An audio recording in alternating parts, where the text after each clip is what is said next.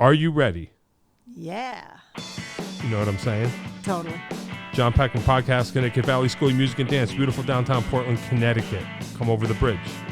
Pull a Yui. Park in front of the music store with the red neon light. We have music lessons. We have gear. We have turntables. We have vinyl. We have this beautiful podcast studio. You can have your very own show here.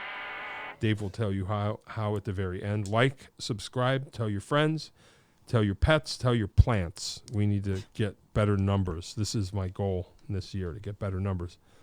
And we are here today. We're going to listen to an album. So this is listening to an album with Peckman. And that's me. And this is Paulette Studley. Hello. Okay. Paulette is a singer, former drummer. Yeah. We'll get into that. Maybe or whatever. Yeah. But I know Paulette from around just like the band scene. Yeah. You know? Yep. And just over time, getting to hang out, getting to kind of know each other, and then 90s, late 90s. 90s. Yep. Yeah. 90s. You should have been there, kids. Yeah. Jeez. And I don't know how this happened. I don't remember how it happened. So we're going to do an album today from 1984 called The Flat Earth. Yes. By Thomas Dolby. Nobody knows this album. Nobody. But you. Yeah, I don't know it's just how in the world this happened. I don't know how in the world this happened. How did I find out that you know probably Facebook? Yeah, it must have been Facebook or, Instagram or something. Probably Facebook, I think maybe. Got to be, because I don't have Instagram. Okay, so yeah, you're more active on that. Yeah. And I don't remember, but I think it was just, 5 or 6 years ago. You're talking about something off the Flat Earth, and I remember saying, like, commenting on it, like, oh my God, I love that album. Like, nobody talks about that album. Like, it's so incredibly atmospheric and, textured and layered and beautiful, and,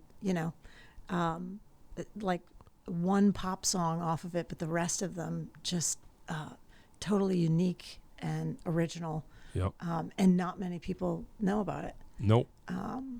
Nope. And then you were like, oh my God, you're the only other person. Yeah, I literally don't know one other person. I don't know one other person. I know, Eddie Corvo. Yep. I discovered, again, accidentally, that he knows every single note of Aliens Ate My Buick, which is the next album after this one. Right. So that was like, oh, do you know The Flat Earth? Nope. Really? He didn't know it? No. So that's why you're here, because you're the only one. I'm so psyched. Yeah. Yeah. So real quick, this is as far as I know. So Thomas Dolby, for people who aren't as old as us. Isn't that like everybody? Pretty much. Yeah. Had, I guess, what some people would call a novelty hit in the early days of MTV called She Blinded Me with Science, right? Yeah.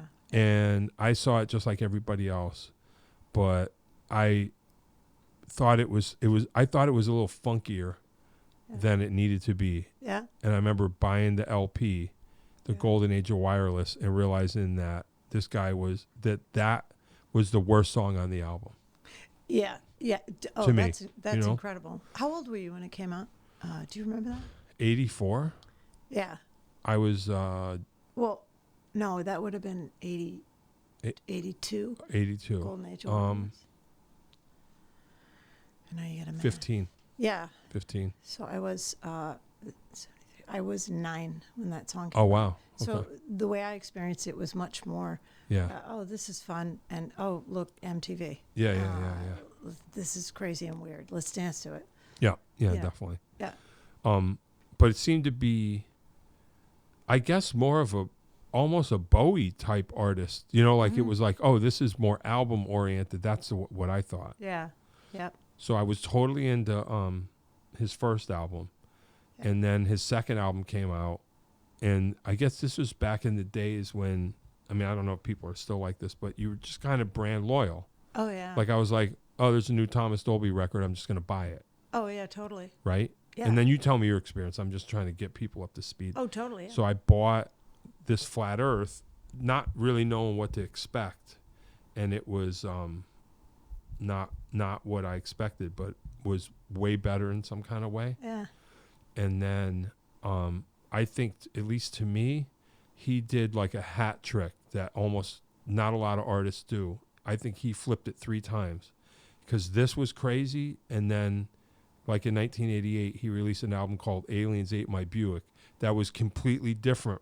Yeah. And then you realize, oh, this guy is just doing whatever he wants. There's Right. no way to corral this. That's and, right. And I think each of those albums are equally great in their own way.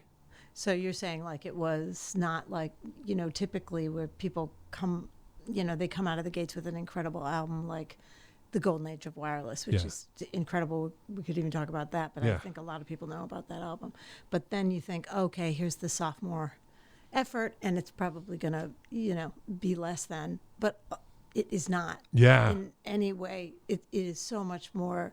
It's very organic, and I think kind of an extension, actually, of like some of the stuff on. Right? Yeah, definitely. Yeah, absolutely. Yeah, that's kind of the way I think about it too. Yeah. So how did you how'd you get into How did I it? get into Yeah. it? So like I said, I think so. I guess when the hit off of this album, Flat Earth, is Hyperactive, Right. and so I'm a 9-year-old. Well, let's see. Yeah, probably Hyperactive In kid. 84. Yeah. Well, let's see. 80. Yeah. Mm-hmm. Okay. So at 84. I'm 11.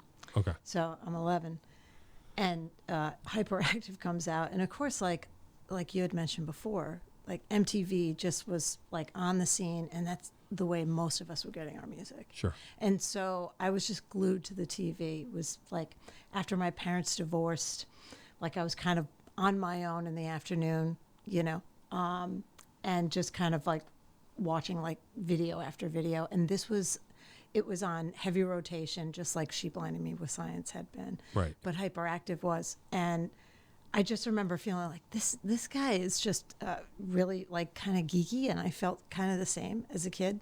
But that's all I knew about the album back then. And I knew nothing. Did you have No. wireless yet? No, So I didn't nothing. have nothing like that, not at all. And so it wasn't until as an adult, because I was like much more into like sort of more mainstream and whatever MTV was playing at Sure. the time. And then as an adult, like in my 20s, when I started getting into like much more atmospheric kind of like late 70s, early 80s, like Eno, Peter Gabriel, like Talk, like really like getting into like the whole album. Yeah. And a friend of mine, John. What's that one Talk album that's like orchestral? I Oh, can't God. remember. That's a great record. Is it The Color of Spring? Yeah. Yeah, it's like Mark Hollis. Like Yeah. we just lost him like Yeah, yeah. a couple of years ago. Yeah. Oh my God. Yeah. Just incredible. Talk about like an ethereal sort of voice. Yeah, Just crazy. absolutely. So, but there is one other person on the planet that knows about Flat Earth, and it's my friend John Ekstrom, because he introduced me to the entire album. Oh, okay. Yeah, and I was like, oh my God. I mean, I can't believe. And I was like in my 20s. I was like, Yeah. this is like mind blowing. Yeah. Particularly the title track, which Yeah, we're we going to talk get about and we'll get into. Yeah. Yeah, that's awesome. Yeah.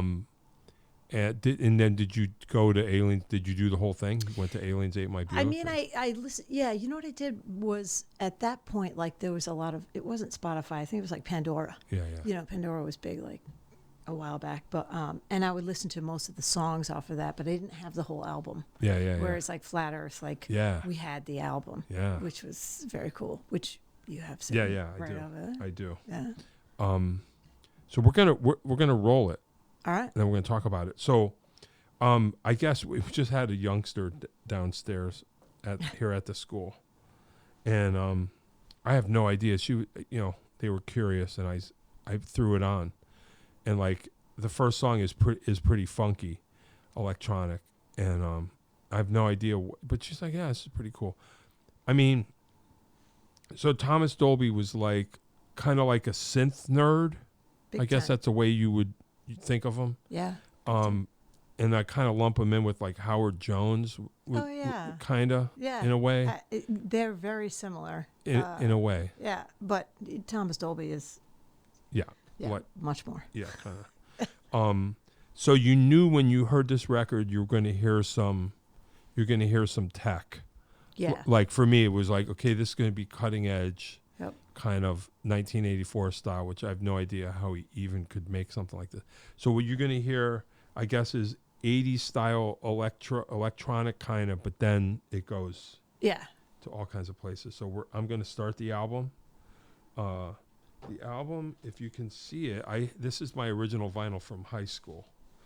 It looks like this, and it's Thomas Dolby, The Flat Earth. I just don't know what he's doing on the album cover. Yeah, he's like he's panning for gold. Oh, is that what he's doing? Oh, okay, because I couldn't. You know. Yeah, I guess I didn't. Kinda. Quite see that. I was like, what is he doing? It's like in a river. Or so something. I guess the story is I don't know how accurate any of this is, but one of his parents was an archaeologist, for real. Yeah. So the way I took this, at least this album, so it starts off very electronic, but it gets very organic. And like his first record, he's in like full electro mode. Big time. You know, lightning bolts and wires and the whole thing. Yep. And this is like softer, like, he's out in nature. That's right. Panning for gold. But anyway, this first track is called Dissidents, as in political Love it. underground writers. And it goes like this.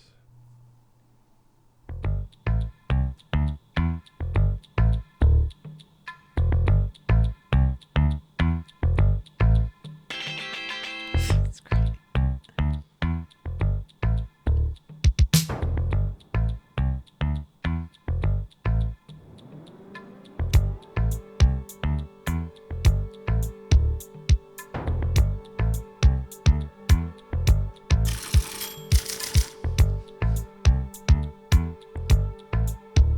And that sound's going to power down.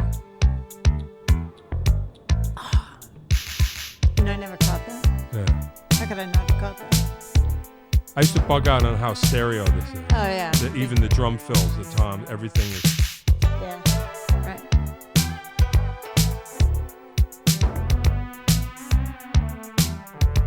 Just the bass line is so strong. Oh, here it is.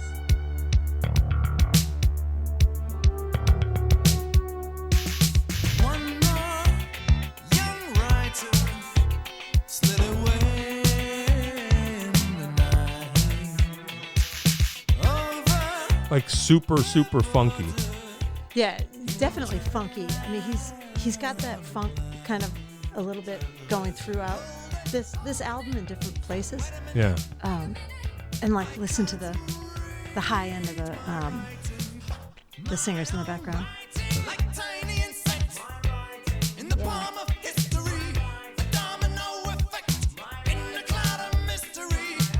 And it's interesting, like, I think I had learned a little bit about this song a while ago that, like, because it was his sophomore album, he did sort of like the thing about, like, artistically, I think he was on EMI records, and he was, this dissident song was, he thought of himself as a dissident, and like the record companies wanted to keep him kind of in line and making like, of course, like make the same kind of hit, make the same kind of record, and he thought of himself as being sort of this dissonant that he didn't want to have be, you know, this, he wanted to keep his artistic integrity, you know. Yeah, and he's transmitting this to you kind of on the down low. Totally on the down low. Yeah.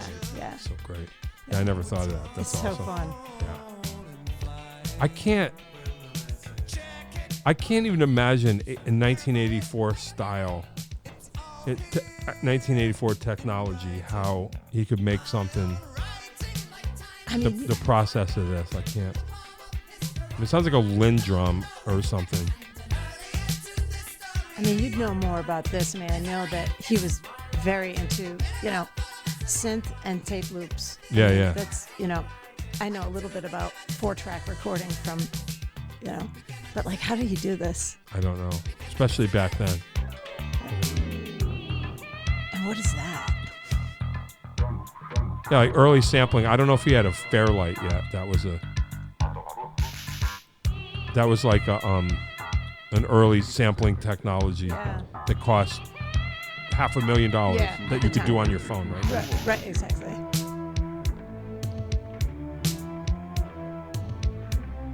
All the toms. textures. Yeah, right. Like total stereo. Oh, I see it.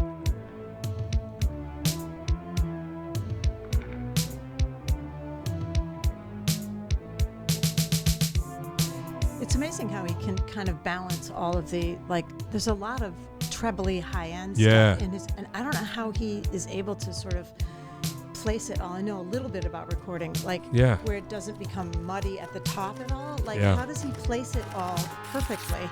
You know, maybe using the stereo. This is one of those things too. There's a lot going on, Oh, big time. but there's a lot of space at the same time. Yeah. Like it just, well, there's not a lot of mid-range, is there? yeah, yeah. Like a lot of bass, a lot of Good point. A lot of trebly. Yeah. Yeah, there's a lot of that. I have like 12 inches of all of this stuff, and like at the time, I thought this was almost kind of hip hop. This was almost breakdancey in a way. That's how I heard it. Yeah, it actually is. I was like, this is super funky.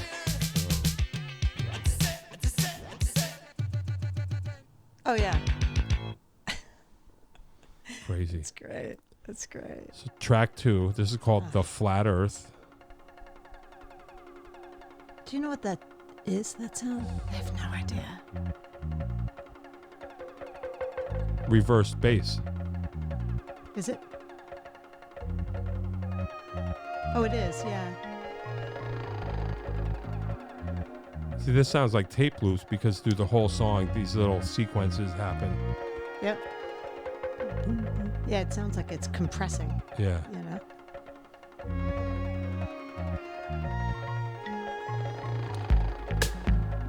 Yeah, there's sort of this sort of trapped quality at the very beginning, like that, and then it sort of opens up Yeah. atmospherically. Yeah. It's just the tension between that is like just gorgeous. Yeah, yeah. The 808 drum machine back then. Like Sexual Healing. Same drum machine. Oh, really? With that rim click. Oh yeah. Yeah, listen to the, like, that's just total compression, right?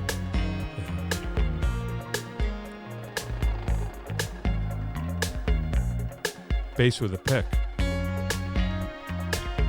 Wow, you can hear that, huh? That's so great.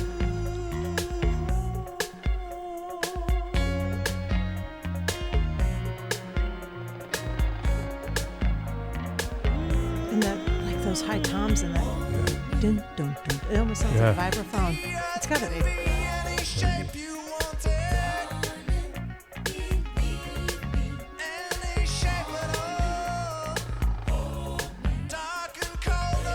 It's very gospel right there. Yeah.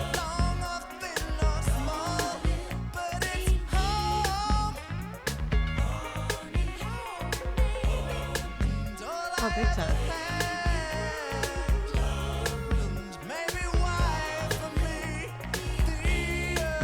I actually wonder, it's almost a soul song. It's like a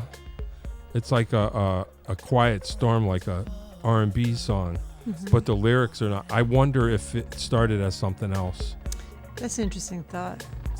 Because the backup vocals are like, hold me baby, and it's like, Big time. but the lyrics are not about that. I wonder if, No, I was, like thinking about the lyrics, and I focus on lyrics a lot. yeah, And just like the theme of it is, like this alienation, this idea of like feeling alone. I think there's a line in there where he talks about all my life I've been sensitive about my height. yeah, And but he didn't realize that, like, oh, I'm not the only one. Apparently, I'm not the only one. Yeah. Like, I'm not alone in this feeling of being alone.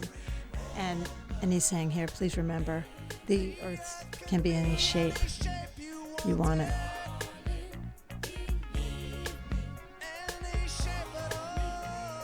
So it's like so hopeful.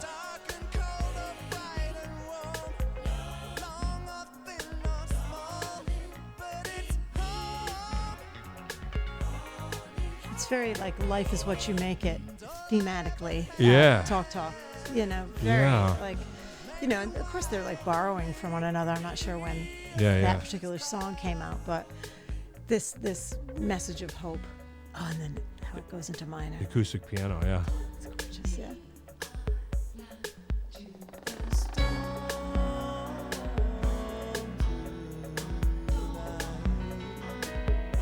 Ah, it's beautiful.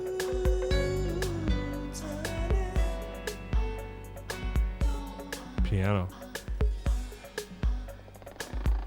It's so gentle, too. And then everything It comes comes back. out. Yeah. Yeah. But the loops are still... Dun, dun, dun. Oh, totally, in the background. And then whenever this happens, and the other channel... Oh, exactly. Yeah, I got it. always does that. Yeah. There's got to be a tape loop.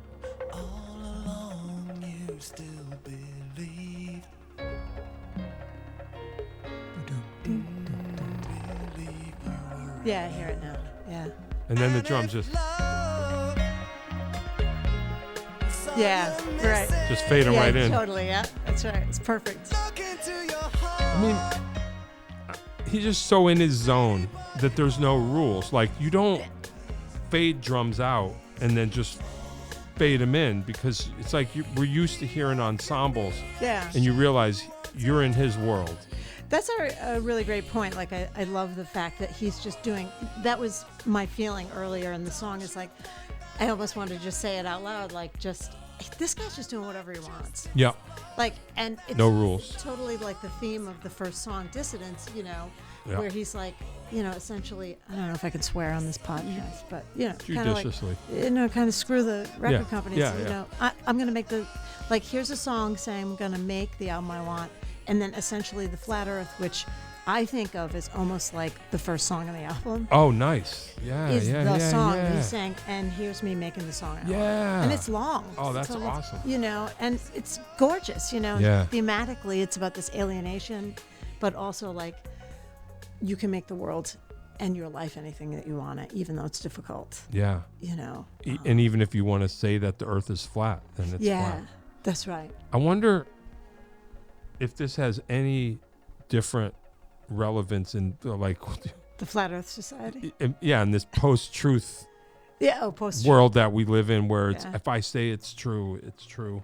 Yeah, but I highly doubt he'd be on that side. Yeah, of who the, knows? The fence of things, but Yeah, who knows? yeah. Yeah, it's just really, It's really beautiful. it's not like anything ever. No. It's not like anything. And, you know, I saw him live at the Cutting Room in 2018. Wow. Oh, God. And we were very close to the stage. I mean, it's tiny. And he had interspersed in that song, he had Martin Luther King speeches being There you played go. throughout it. You know, it's just beautiful. This is my favorite. Yeah. Good Lord. Let's talk about that bass line. Shaker. It's beautiful.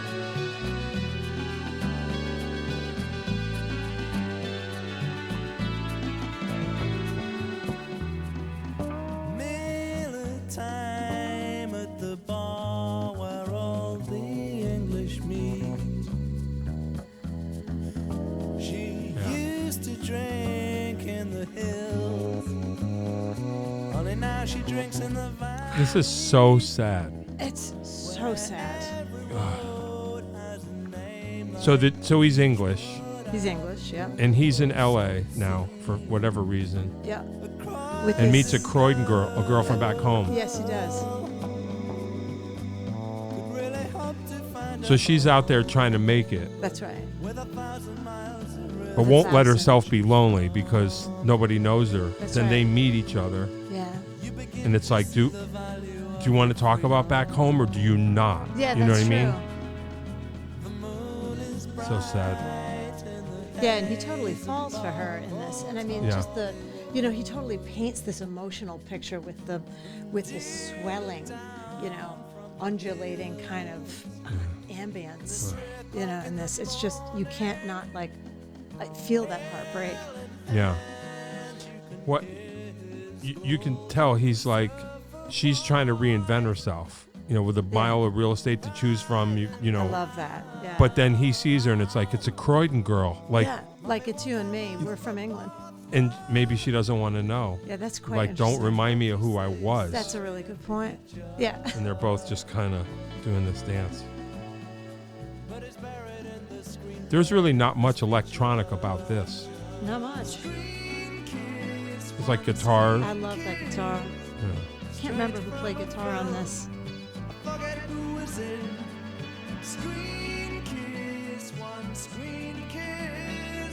Yeah, but it definitely grooves, Oh, yeah.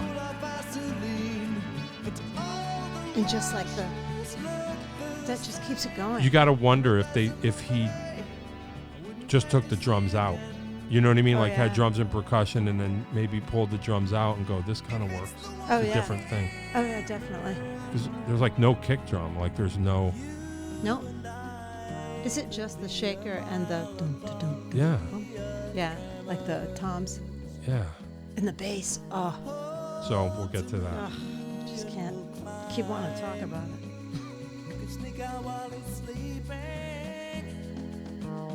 I mean, this Yeah, is he's trying to save her because she's with some Hollywood douchebag who's beating her up. Mommy won't come out of the bathroom. That's right. And he's like, we can sneak out while he's sleeping. Like, and he's like a producer, screenwriter, or something Yeah. like that. Yeah. yeah, and Thomas Dolby just wants to lift her out. Totally. Just like, let's just float away. I went to, I thought I was like a grown-up. Probably had my first girlfriend. Yeah. And my school band went to Florida. We went to Disney World, to compete in the whatever. And I had this on my Walkman.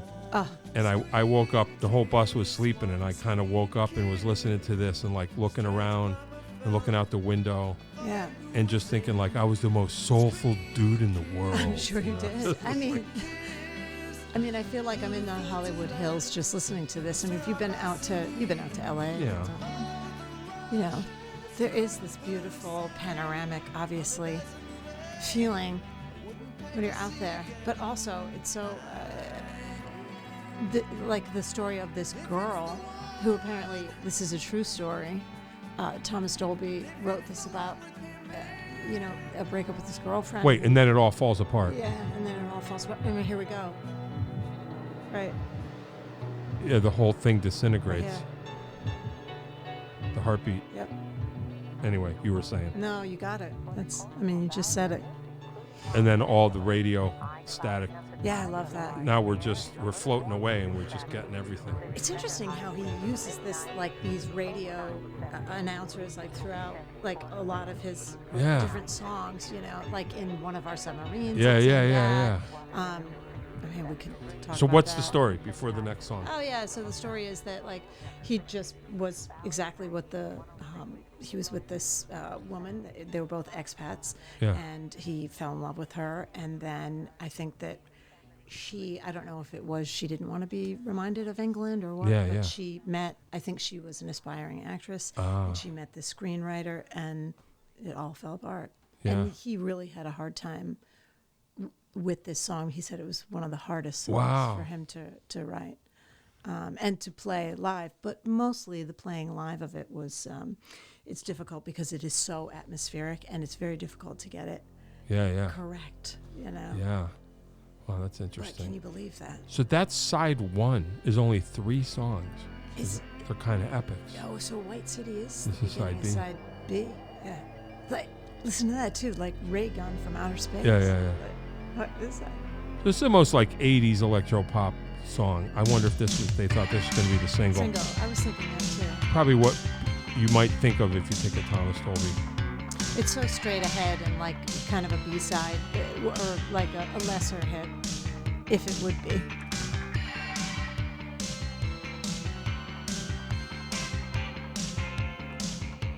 Yeah, this is kind of like old school Thomas Dolby. It is. In a way. Yeah. I still like it though. Oh yeah. I mean, it's still great. Oh yeah. Yeah, when we get to Mulu, we'll talk about the bass.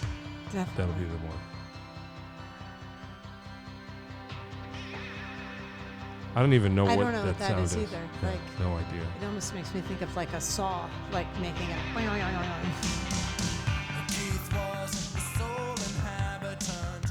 Yeah, it's pretty straightforward. This one. A couple of surprises. And isn't it about like, it's like the White City? It's like this nervousness around like Cold War kind of like, because think about the timing of this. It's like we're in the 80s. Like, you remember like being a kid in the 80s. I mean, everybody was afraid of like, we'd all seen war games. We were so afraid of like thermonuclear war. I see. And, you know, at least I was. And I remember just being like, learning about like how it worked in science and like listening to this guy and like, you know, this song White City, like this like alienation in the city and like the fear of like fallout, and it's very interesting. Yeah, I never thought of it like that. Yeah, it's awesome. But it's all in this context too. Like it's in this like historical context of like what were we thinking about in like 1983 and 84. Yeah. You know? Yeah. That's interesting. You're going to think this is crazy. Yeah. I just thought this song was about cocaine. Probably could be about that too. I don't Because at the know. end, there's Robin Hitchcock. Just babbling. About some, like... Yeah, nothing. Yeah. I don't even know what he's talking about. Yeah. But, like, who's this guy Keith? Yeah. You know?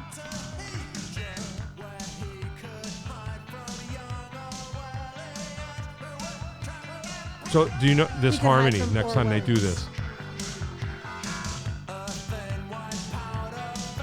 Whoa, I can hear it. There's a descending harmony in the other ear. Oh my God, I do hear it now. Crazy. This is why it's so great doing this. I can hear it. Yeah, right. And I listen to a lot of music on headphones. Yeah. Yeah. For sure. Loved it. It's the best way to listen to music. Yeah, I think so. This is a crazy bridge. A crazy bridge. Almost sounds like another song. Oh, yeah. What's that? Yeah, like, what is that? Yeah, like a little boogie guitar. I know. And then all of a sudden, are you happy? I don't even know what key we're in at this point.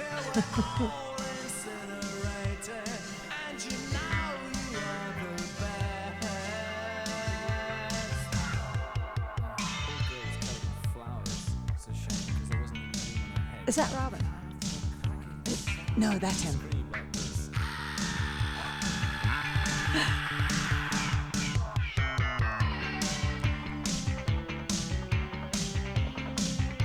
Is that great? Yeah.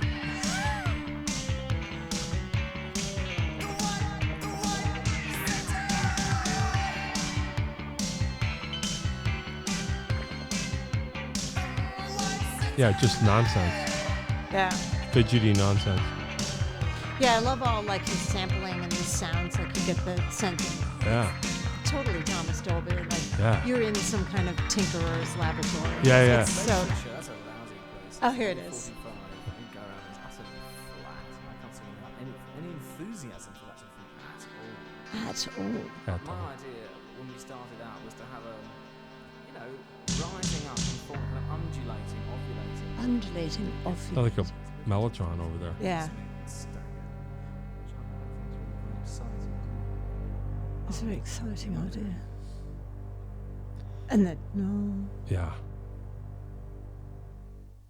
Is that like the exec? It almost sounds like a very similar chord to the one at the end of Beatles. Day in the Life? Yeah. I was thinking, it definitely reminded me of it.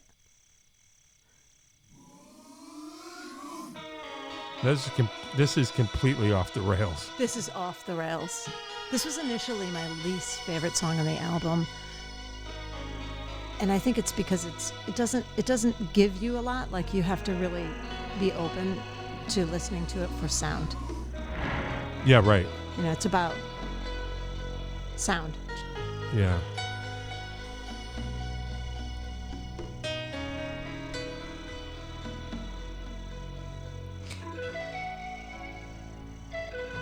That's great. Reminds me of Peter Gabriel, Family and the Fishing Net. That's the drum track. Is that really? sound? Oh, that's great. Or the crickets. Oh, it's beautiful. Of what I might find Yeah. behind the curtain. Wow. That's it. That's our rhythm. That is also, that's definitely borrowed from, if not, I mean, I have an idea about it. Yeah. Is that it's borrowed from The Family and the Fishing Net, which is off of Security, Peter Gabriel's Security album. I don't know even that. it's an incredible album. That's cool. Which came out 2 years earlier. But thinking about all this stuff in context, all these, it's like artists, everybody's borrowing and stealing. See, that from I one didn't know. another. That's cool. And to check that and out. oh, it's great. And even that pan flute sound. Yeah, yeah.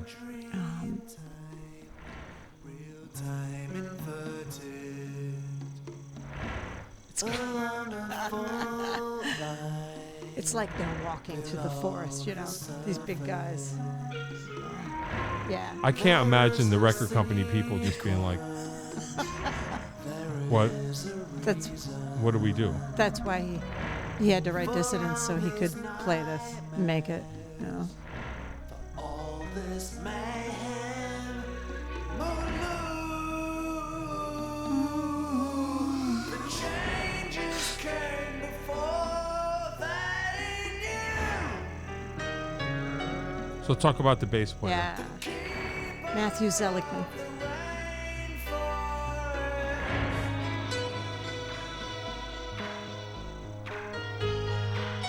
It's like radio waves. Yeah. So he kind of he was in the crew. Did you see Live Wireless? Remember that back in the day? I saw that on MTV. I don't think I did. Oh man, you got to see that. I would love to. I knew he was part of that crew. Yeah. He was bass player. Yep, big time with David Bowie, Thompson Twins. I think he played. Here he is.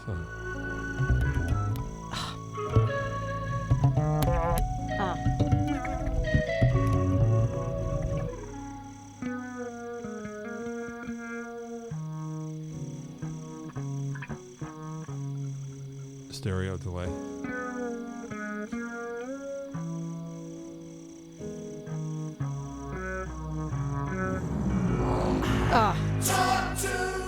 So big time fretless player. Yeah. Yep. Sadly, one of the first people to die of COVID of any note. Yes. It was like the dude in Fountains of Wayne and him. Yeah. Immediately, and it was like, what? Yeah, he died right in 2020. Yep. It was like March. Yeah. Yeah. As I say, it was crazy. Yeah. It was like, oh. Right. Oh. Yeah. I learned about that afterwards. And sad. Totally sad, and just very, very in that style of Jaco, and just very. Yeah. I mean, just instantly, Yep. It's the fretless, He. Oh, listen to that. It's just beautiful. Yeah, this song is this song is completely out of control. So great. This is like no kind of music. No, I know. It's no It's kind. like music concrete, where you just throw something on the ground and you record it.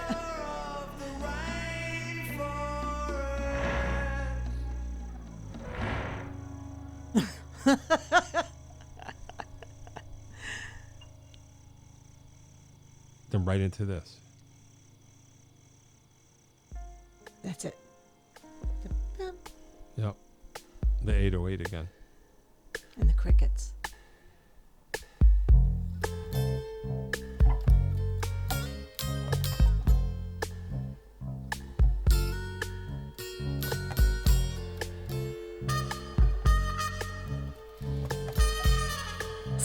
Amazing trombone. It's insane. This is no kind of music. It's I didn't realize this was a cover. Dan Hicks. Tell me about it. I don't know much about Dan Hicks other than this song, because he and Thomas Dolby actually at one point played it together. Oh, okay. Years later. Yeah. This is it. How about that? How about that?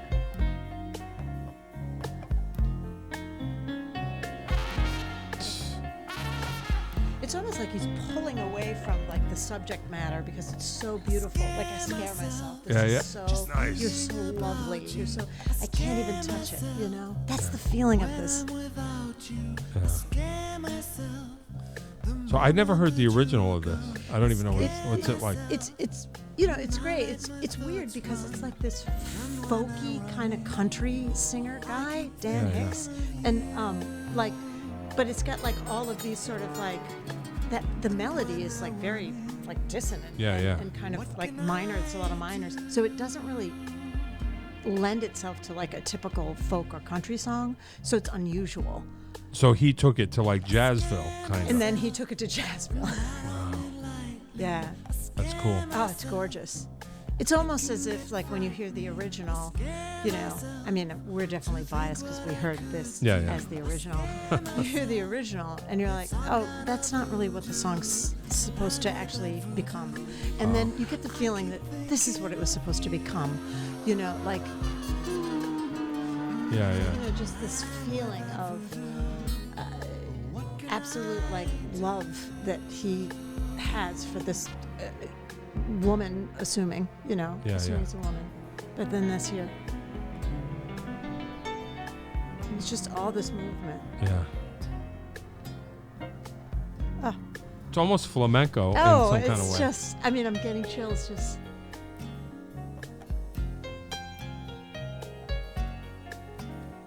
Yeah, it's all feeling in his playing. And then this crazy part, which is sort of... Yeah, Mr. Trombone. Like, what's going on there? Who let him in, you know?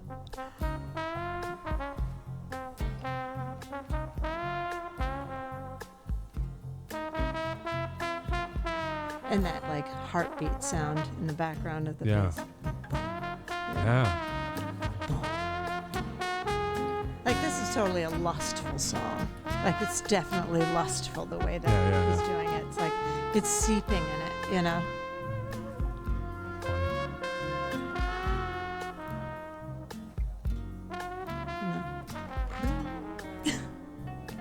And then this piano thing again.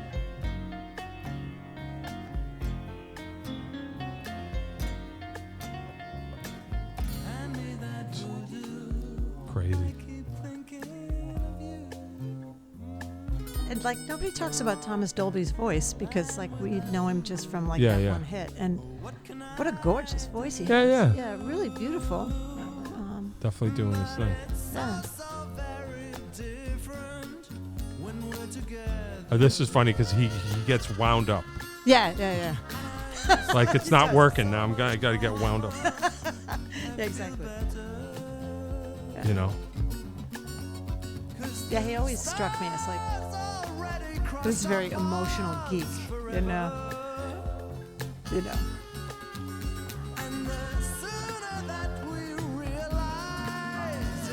I mean, I know he didn't write those words, but that's hilarious. He's like, the stars have already crossed our paths forever, and the sooner we realize it, the better. The like better, now, like let's go, now, man. let's go. Let's get it started. Let's go. It's so funny. You know what he's talking about. Yeah, that's what I mean. He's like, getting desperate. Like, oh yeah, I gotta close this. I'm just gonna close the deal.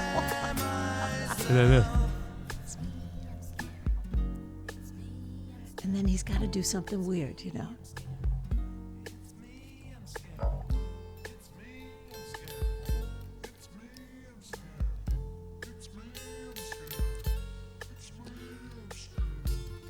All right, so 1984 tech, that freaks me out because he's changing the pitch without changing the tempo because it's not slowing the tape down because if he did, the syllables would be slower. Correct.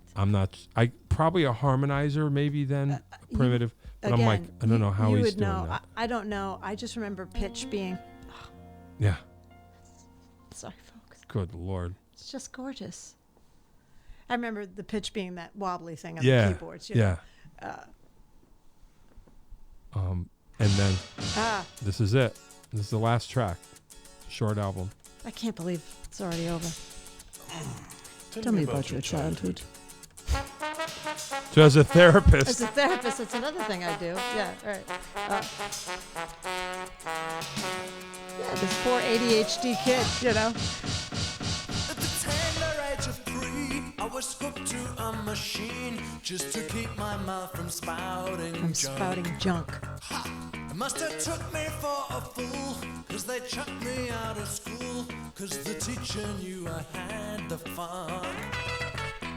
But You know, because like this, he's interested in music. I knew the teacher knew I had the funk, you know.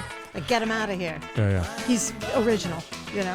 with the vision in my brain and the music in my veins and the dirty rhythm in my blood, they're messing with my heart,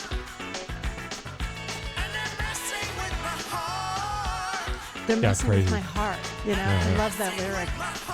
You know, like they're trying to school Because me. they don't realize, like, I am hyperactive. If Yeah, you're gonna that's mess who I with am. my chemistry, you're messing with I love it. what I I love am. it. Yeah.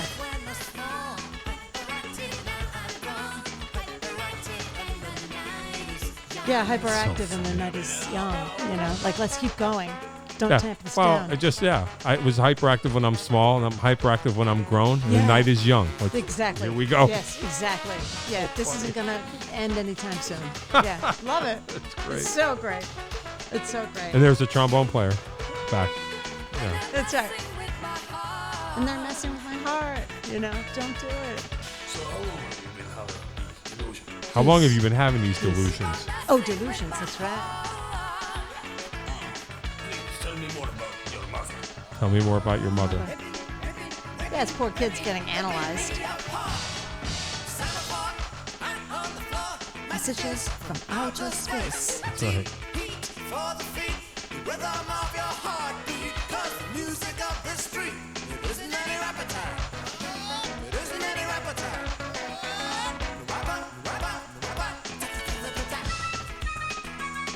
No kick drum on the one. It's almost reggae. Oh, yeah.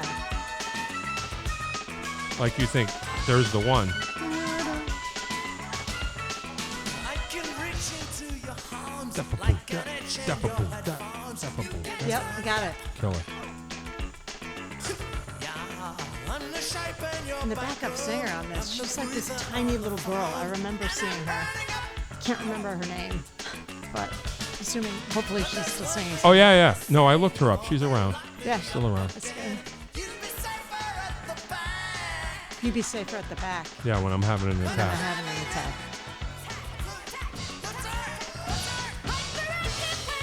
This also spoke to me as a kid, like just being like, oh, like this guy's getting famous off of being a misfit. Yeah. Like, which was so like how I felt as a kid. Yeah. Like, I can be a misfit, like, and I can be, if not famous, like I can be like loved, liked. Yeah. You know, whatever, important. Yeah. You know, worthy, all the things. Just for who you are. Yeah. This part. Vocoder.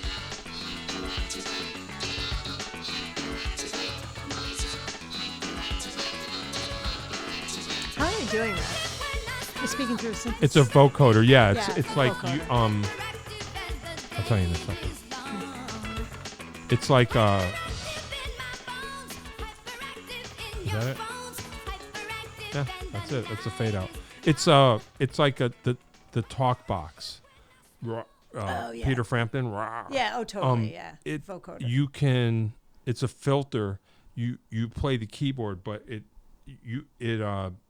Yeah, it opens filters the sound. you speak into it hyperactive. Yep. And it plays the notes that you're we'll talk over this. Yeah.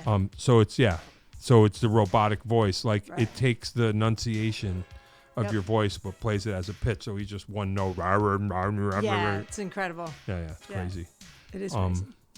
Yeah, I always thought it was funny because it's like you think of him as like Mr. Spectacles, Yeah. you know, like that he's kind of reserved.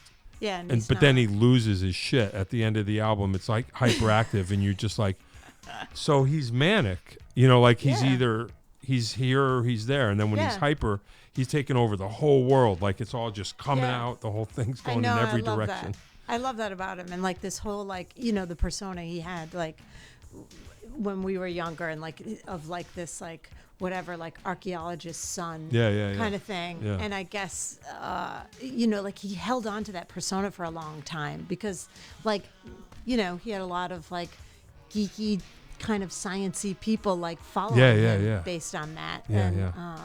But but then the other side of the coin is he's nuts. Yeah, he's also nuts. Yeah. Or here's another thing too. See, I always thought of it like this. It's like the album. He's even though it still gets away from him, but it's like he's trying to squeeze his thing down to like, okay, here it is. Yeah. Like the album is kind of contained, and at the end he just kaboosh. Yeah, it's right. like Literally. here's what happens when I just let it fly in every direction. It just goes nuts. I love that. I love it. Killer. Yeah. Yeah, the album it takes you all around. It really does. The whole thing. It is definitely organic. I know we keep using that word, but it is. I think it's intentional for sure, but I also feel like it's much more loose. And there's this. I keep doing this, but that's the feeling about it. It's like a dance. Waves. Yeah, it's very like wave rhythmic, and very atmospheric. I don't know. I get the feeling. I think I read his autobiography, which exists. You did? Yeah, it's cool. I'm trying to remember. I should have reread it, but just for this. Yeah, but it was record company problems. Just like we're getting ready. Yeah. And then I think he said because there's 7 songs on this album. Yeah, there's only 3 songs it. on side A or whatever. Yep. And I think he wanted to be longer. Oh, And he really? went over budget, and they were like, "Whatever you got." Oh, no, I did I not know think that. so. He was getting dicked around already, I believe. Okay. And Hyperactive was supposed to be the big one. Mm-hmm. And from what I remember in the book, there was some sort of problem between the record company. They just shelved it because there was an issue with the agent or his management, and they just deep sixed it. They were like, Oh, really? yeah, that's what I heard. So he was disappointed because he was like, this is going to be, I'm going to have Hyperactive, which is going to be bigger than Blinding Me with Science, and it'll get people in. Yep. They'll listen to Dissidents and go, cool. And then all of a sudden, you're in his real world. And then he ends with Hyperactive, and it's kind of like, this is an album journey, but it stiffed. It's got to make you wonder about track listing, which is like always. I mean, the track order, like that always interests me. Is like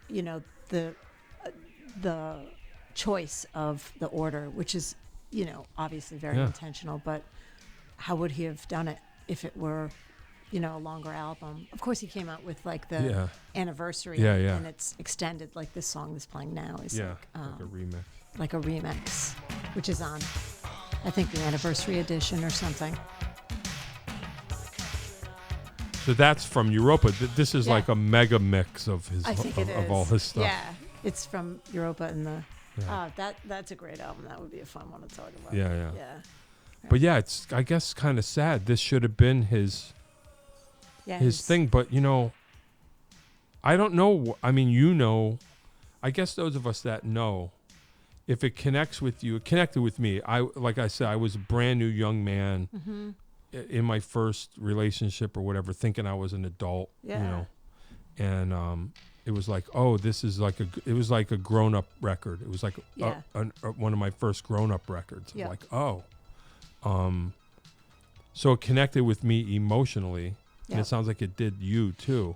It really, only way that it would connect with people. Yeah, I mean, that's the way that art, I think the best art connects is emotionally. I mean, it can be like, oh, that's interesting what they did there and there. I mean, it can be like kind of tasty like that. Sure. But ultimately, the reason why you listen to something or look at a great painting or, love a poem is the emotion that it evokes. Yeah. And especially for music. And so, like, my introduction to this, like I was saying before, this album as a whole was actually in my 20s, and I was in a relationship with someone who I felt very romantic toward, and I really wanted it to work. It didn't ultimately end up working, which was okay, but it was very much like this, especially like the flat earth, this dreaminess and Screen Kiss, of course, Yeah. it made me feel like, oh, this aching that he had. And then learning later on, much later, that actually happened to him was like, oh, wow, I could relate, Yeah. But then, that was like and to think that was me as an 11-year-old, just like listening to Hyperactive Yeah. and going, oh, this is just a pop song. And then listening to the whole album later and it landing in such a different way. Yeah, you know. definitely. Yeah.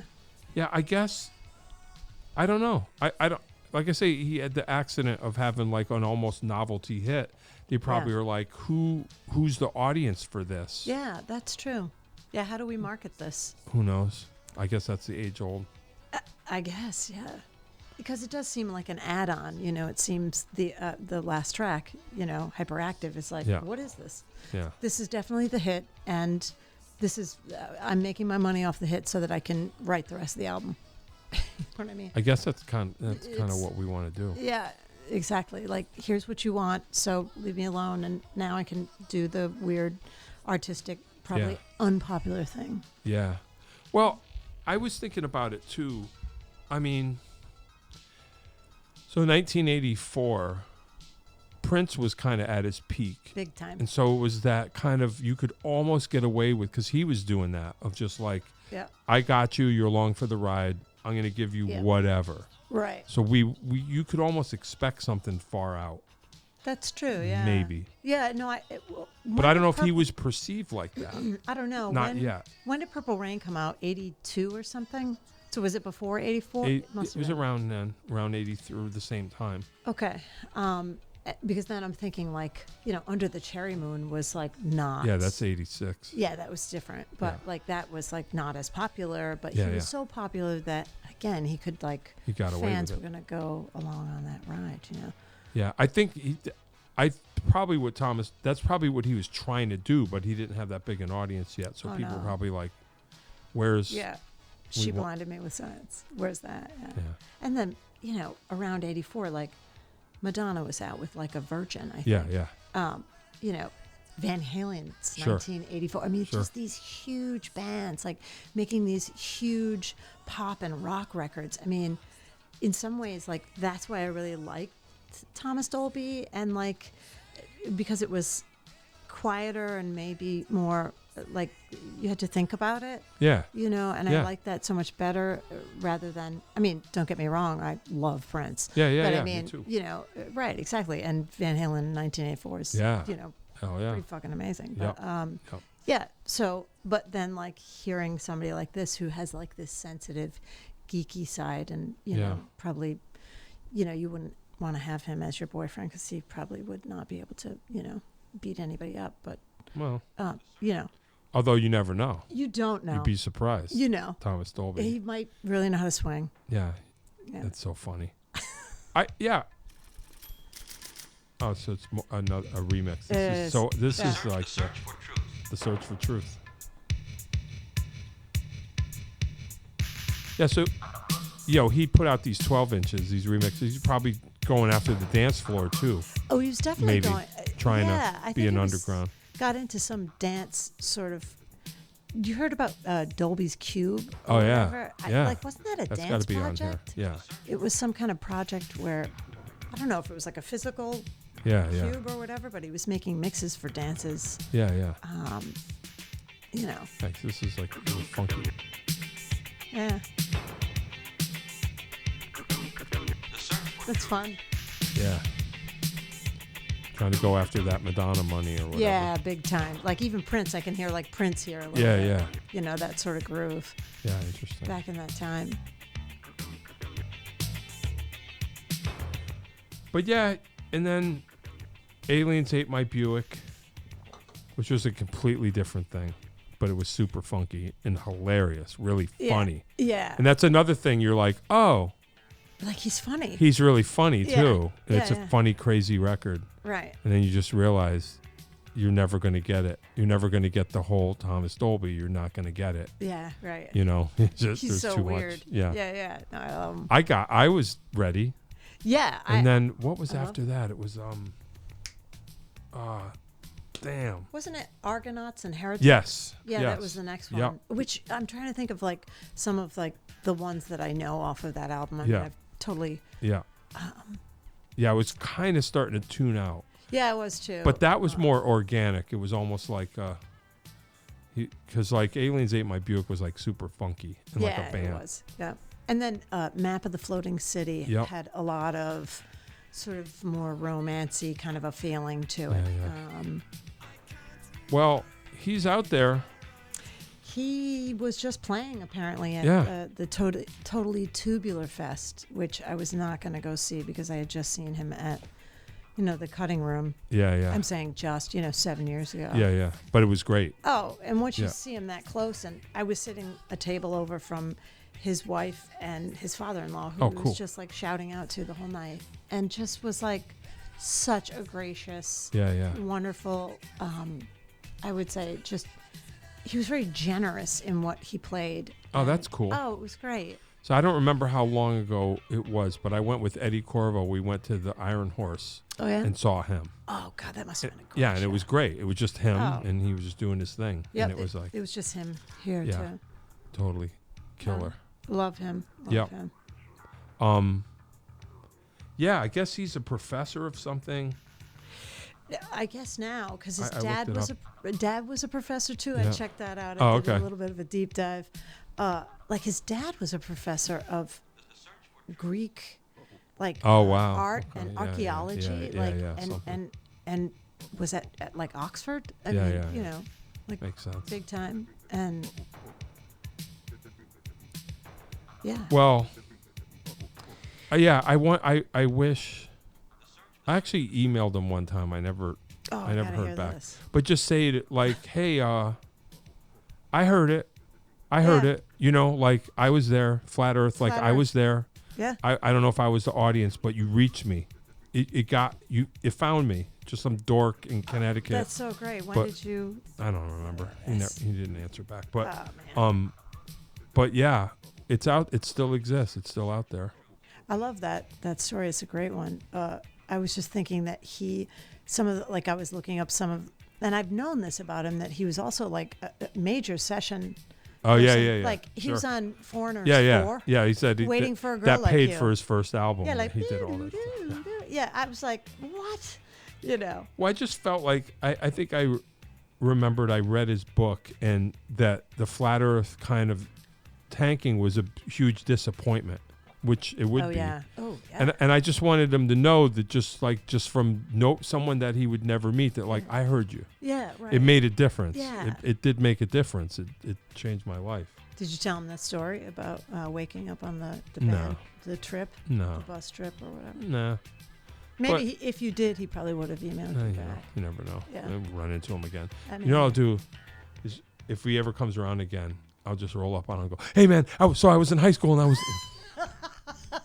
then he'll never talk to you Yeah, again. No, you can't geek out like that. Nope. All right, we're gonna get out right. of here. Perfect. So listen, kids, seriously. This was great. The Flat Earth by Thomas Dolby, 1984. Listen to it. It's really good. It's not that long. It'll take 35, 40 minutes out of your life. And I think too, I remember thinking this, if you feel the same, this is like old school record, old school album. If you listen to it, you'll be in a different place when it's over. Oh, yeah. I remember I would listen to this sometimes when I needed to just like get from here to here. And when it was over, I would be in a really pensive, different kind of mood. Like, oh, Yeah. okay. Yeah. Right. Whereas the adulthood is on its way. Yeah. Like, that's okay. great. I love that. Yeah.